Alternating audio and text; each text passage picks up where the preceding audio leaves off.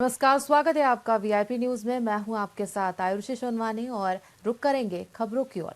छत्तीसगढ़ में धान खरीदी को लेकर विपक्ष लगातार प्रदेश सरकार पर हमलावर है, जिसे लेकर अब कांग्रेस प्रदेश व्यापी प्रदर्शन करने जा रही है। प्रदर्शन को लेकर कांग्रेस संचार प्रमुख सुशील आनंद शुक्ला ने कहा कि 3 दिसंबर को कांग्रेस कार्यकर्ता प्रदेश के सभी धान खरीदी केंद्रों में गए थे और वहां हो रही परेशानियों को सभी ने देखा है। जहां उन्होंने देखा कि टोकन नहीं कट रहा है, जो कि काफी दुर्भाग्यपूर्ण है। किसान परेशान हैं और बारदाने की कमी है। उन्होंने कहा कि हमने सब समस्याओं से सरकार को अवगत कराया, लेकिन उनके कानों में जू तक नहीं रेंग रही है और इन अव्यवस्थाओं को लेकर हम सभी ब्लॉक में प्रदेशव्यापी प्रदर्शन करेंगे। इस दौरान जेपी नड्डा और अमित शाह के छत्तीसगढ़ दौरे को लेकर सुशील आनंद शुक्ला ने कहा कि छत्तीसगढ़ में भाजपा की सरकार रिमोट कंट्रोल से चल रही है। कभी जेपी नड्डा, कभी अमित शाह आकर दिशा निर्देश देते हैं, उसके बाद भी कोई अंतर नजर नहीं आता है। नगरीय निकाय को लेकर हमारी तैयारियां जोरों पे हैं। माननीय प्रदेश अध्यक्ष जी अभी तक 5 जिलों की बैठकें कर चुके हैं। हमारे जो राष्ट्रीय सह प्रभारीगण है, राष्ट्रीय सचिव जी माननीय विजय जांगीर जी, जयित्या जी, वो अपने अपने प्रभार जिलों में लगातार वरिष्ठ नेताओं की बैठक कर रही हैं और अन्य वरिष्ठ नेता भी बैठकों का दौर जारी है बहुत जल्दी। और हमें पूरा भरोसा है कि भारतीय जनता पार्टी की सरकार की 1 वर्ष की नाकामी के खिलाफ नगरीय निकाय और पंचायती क्षेत्र में जनता का जनादेश आने वाला है। नगरीय निकाय को लेकर हमारी तैयारियां जोरों पे हैं। माननीय प्रदेश अध्यक्ष जी अभी तक 5 बीजेपी के राष्ट्रीय अध्यक्ष जेपी नड्डा के 2 दिवसीय दौरे पर आने वाले हैं छत्तीसगढ़। इसे लेकर दीपक बैज ने सवाल उठाते हुए कहा कि क्या 3100 रुपए क्विंटल किसानों से किया गया वादा सरकार पूरा कर रही है। प्रदेश के युवा सूखे नशे की चपेट में आ चुके हैं। मनपसंद ऐप लॉन्च किया गया है, लेकिन युवाओं को कितनी नौकरी दी गई है। बलौदा बाजार, लोहारीडीह समेत पूरे प्रदेश में अपराध हो रहे हैं। आदिवासियों के साथ अत्याचार, महिलाओं का बलात्कार, क्या इन्हें भी रिपोर्ट कार्ड में शामिल किया जाएगा। कांग्रेस के किसानों को ठगने वाले उप मुख्यमंत्री अरुण साव के बयान पर पीसीसी चीफ दीपक बैज ने सवाल पूछा है कि कांग्रेस ने किसे ठगा। उप मुख्यमंत्री पहले स्पष्ट करें, क्या कांग्रेस ने 2640 से 2800 किसानों को नहीं दिए? क्या किसानों का कांग्रेस कर्ज माफ नहीं कर पाई थी? सरकार किसान हितैषी बनने का ढोंग बंद करे। अरुण साव जी बता दे कि किस प्रकार से कांग्रेस ने ठगा है, जरा स्पष्ट कर दे। क्या हमारी सरकार बनते साथ 2 घंटे के अंदर हमने कर्जा माफी नहीं किए? क्या हमारी सरकार बनते साथ 2 घंटे के अंदर में 2500 रुपए समर्थन मूल्य से धान खरीदी नहीं किए? क्या पहला साल और दूसरे से लेकर 5 साल तक क्या हमने 2500 रुपए में प्रति कुंटल किसानों को धान का मूल्य नहीं दिए? क्या 20 कुंटल किसानों का प्रति एकड़ धान नहीं खरीदे? क्या किसानों को 2640 से 2800 रुपए तक की धान खरीदी हमने नहीं किया? क्या ये पहले स्पष्ट कर दे, फिर अरुण साव जी से बात करते हैं। हाँ, लेकिन मेरा सवाल है अरुण साव जी से, भारतीय जनता पार्टी 21 कुंटल धान खरीद रही है क्या? जरा स्पष्ट कर दे।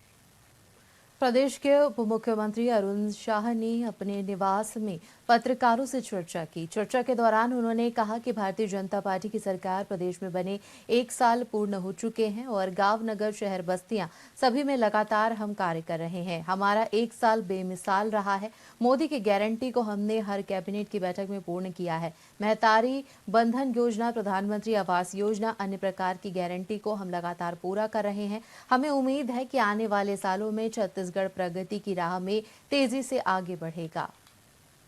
के नेतृत्व में बनी भारतीय जनता पार्टी के सरकार के ऐतिहासिक और सफलता भरा 1 साल पूरा होने जा रहा है। पिछले 1 साल में सरकार ने जो काम किया है, मोदी की एक एक गारंटी को पूरा करने का जो सिलसिला चला है, आज प्रदेश तेज गति से विकास की ओर आगे बढ़ रहा है। शहरों का, गांवों का तेज गति से विकास हो रहा है। मोदी की बड़ी बड़ी गारंटियां हमने इस बीच पूरी की है। जो मोदी जी ने, अमित शाह जी ने छत्तीसगढ़ की जनता को भरोसा दिलाया था, उन सब को क्रमशः पूरा किया जा रहा है। चाहे किसानों से किए हुए वायदे का बात करें, माताओं और बहनों से किए हुए वायदे की बात करें, युवाओं से किए हुए वायदों की बात करें, और हर वर्ग के इच्छा और आकांक्षाओं को पूरा करने का काम, मोदी की एक एक गारंटी को पूरा करने का काम हमारी सरकार कर रही है। रायपुर के डीडी नगर इलाके में फर्जी पुलिस बनकर लूटपाट करने वाले गैंग के 5 शातिर आरोपियों को पुलिस ने गिरफ्तार किया है। बता दें कि इस गैंग में 2 महिला और 3 पुरुष शामिल थे। वहीं पुलिस के अनुसार गैंग की महिला सदस्य ने एयरटेल कंपनी के एक वाईफाई इंजीनियर को सुनसान इलाके में बुलाकर छेड़छाड़ का आरोप लगाकर फंसाने की धमकी दी थी। इसके बाद उसने गैंग के 2 पुरुष सदस्यों ने खुद पुलिस वाला बताकर इंजीनियर से 8,000 रुपये वसूल लिए। साथ ही पुलिस की ओर से गिरफ्तार किए गए पुरुष आरोपियों के खिलाफ पुणे, महाराष्ट्र में भी कई आपराधिक मामले दर्ज हैं। गिरफ्तार आरोपियों में प्रदीप सिंह बोपराय और यश प्रजापति, मदन सोना, खुशबू तिवारी और अन्नू अग्रवाल शामिल हैं।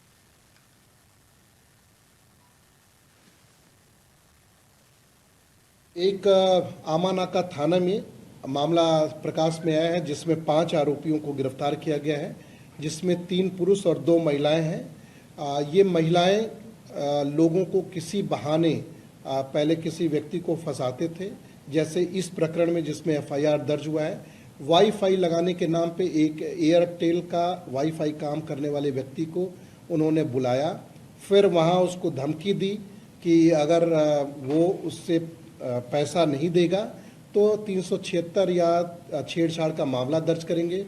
एक आमानाका थाना में मामला प्रकाश में आया है, जिसमें 5 आरोपियों को गौरेला पंजाब मरवाही जिले के प्रभारी मंत्री और छत्तीसगढ़ के स्वास्थ्य मंत्री श्याम बिहारी जायसवाल 1 दिवसीय दौरे पर जिले में पहुंचे। वहीं निर्धारित कार्यक्रम के तहत उन्होंने मरवाही विकासखंड के ग्राम पंचायत तेंदुमुड़ा में विभिन्न विकास कार्यों का लोकार्पण और भूमि पूजन किया। इसके बाद उन्होंने कलेक्ट्रेट के अरपा सभा कक्ष में जिला खनिज न्यास संस्थान के शासी परिषद की बैठक में भाग लिया। इस दौरान मंत्री ने जिला अस्पताल में 20 बिस्तरों वाले आइसोलेशन वार्ड का शुभारंभ किया। साथ ही मीडिया के सवालों का जवाब देते हुए उन्होंने कहा कि एड्स जैसी बीमारियों के बारे में प्रचार प्रसार बेहद महत्वपूर्ण है, ताकि लोग इस रोग के प्रति जागरूक हो सके और सही तरीके से बचाव कर सके। जो HIV है, इससे जनित जो एड्स रोग है, इसका सबसे बड़ा उपाय जानकारी और जानकारी प्रचार के माध्यम से प्राप्त होता है। इसके लिए सभी जिलों को निर्देश दिए गए हैं कि वो प्रचार रथ निकालें और जन जागरूकता फैलाएं। युवाओं के बीच में हायर सेकेंडरी स्कूल में, कॉलेजों में जाएं और इसके बारे में बिना किसी संकोच के खुलकर बात करें और इसके जानकारी संबंधित सोशल मीडिया में और अन्य प्रचार प्रसार के माध्यम से करने की आवश्यकता है। रायपुर के विधानसभा थाने में 3 साल की बच्ची के साथ हुए दुष्कर्म मामले पर पुलिस ने जानकारी देते हुए बताया कि 3 साल की बच्ची के साथ हुए दुष्कर्म के मामले में परिजनों ने एफआईआर करने से इनकार कर दिया है, क्योंकि सगी मौसी के लड़के ने 3 साल की बच्ची के साथ दुष्कर्म किया। अब लड़की की मां ने एफआईआर करने से मना कर दिया है। पुलिस ने बताया कि एमएलसी के दौरान डॉक्टर की लापरवाही के कारण आरोपी पर मामला दर्ज नहीं हो पाया था, जिसके चलते अब पुलिस डॉक्टर के ऊपर भी कड़ी कार्रवाई करेगी। विधानसभा थाने क्षेत्र में कल एक मामला सामने आया है, जिसमें एक 3 वर्षीय बालिका के साथ उसके सगी मौसी के लड़के ने, 22 साल के लड़के ने उसके साथ रेप किया है।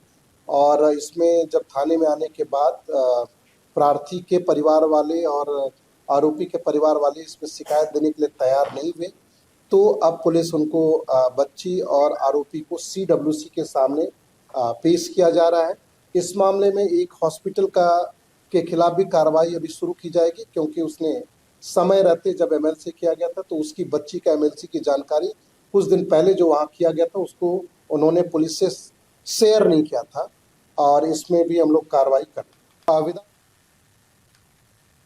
बस्तर संभाग मुख्यालय जगदलपुर में विगत देर शाम दीपोत्सव कार्यक्रम के अवसर पर उप मुख्यमंत्री और बस्तर जिला प्रभारी मंत्री विजय शर्मा ने दीप प्रज्वलित किया, जहां उन्होंने कहा कि बस्तर के युवा बस्तर की अन्य जगहों की नकारात्मक छवि को तोड़ने की कोशिश कर रहे हैं। दलपत सागर में दीप प्रज्वलित करते हुए यह संकल्प लिया गया कि समूचे बस्तर में शांति स्थापित हो, बस्तर के गांव-गांव तक मूलभूत सुविधाएं उपलब्ध हो, बस्तर की जनता प्रदेश देश के विकास में सक्रिय सहभागी बने। इस अवसर पर बस्तर सांसद महेश कश्यप, महापौर सफीरा साहू, पूर्व विधायक बेदूराम कश्यप और कमिश्नर डोमन सिंह सहित अन्य जनप्रतिनिधि मौजूद रहे। इस दौरान विभिन्न समाजों, व्यापारिक संगठन, युवोदय के स्वसेवक के साथ ही हजारों की संख्या में गणमान्य नागरिकों ने ऐतिहासिक दलपत सागर के किनारे लगभग 2,51,000 के करीब दीप जलाए।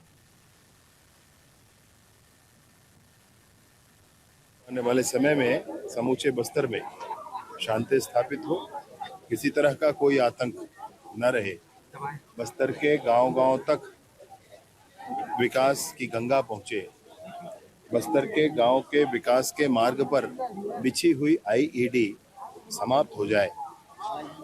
मां दंतेश्वरी की कृपा सब पर बनी रहे, बस्तर समृद्ध, शांत और उन्नत हो, इसी प्रार्थना के साथ मैंने आज दिया जलाया है।